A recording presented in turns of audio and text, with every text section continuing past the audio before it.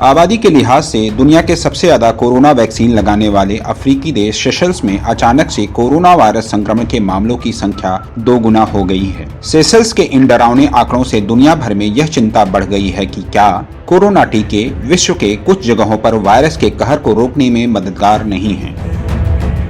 इस बीच टेंशन में आए विश्व स्वास्थ्य संगठन ने कहा है कि वह सेशल्स के कोरोना वायरस आंकड़ों की समीक्षा कर रहा है। इससे पहले सेशल्स के स्वास्थ्य मंत्रालय ने कहा था कि उनके देश में पिछले कुछ सप्ताह में कोरोना से संक्रमित होने वाले 1/3 लोग पूरी तरह से टीकाकरण करा चुके हैं। सेशल्स में दुनिया के अन्य हिस्सों की तुलना में आबादी के अनुपात में सबसे ज्यादा कोरोना टीका लगाया गया है। इस बीच WHO ने कहा है कि किसी कोरोना वैक्सीन की असफलता को बिना व्यापक समीक्षा के असफल नहीं करार दिया जा सकता है। वैश्विक संगठन ने कहा कि वह स्थिति की समीक्षा कर रहा है।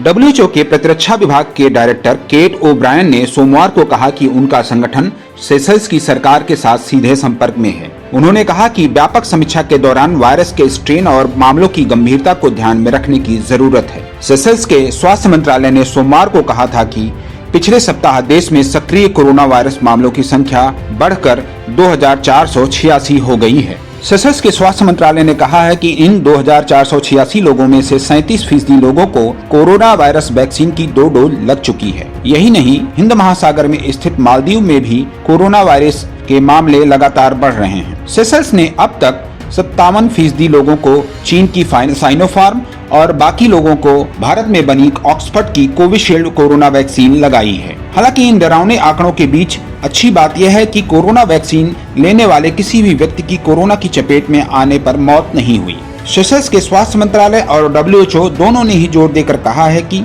जिन लोगों की हालत गंभीर हो रही है वे सभी बिना टीकाकरण वाले लोग हैं।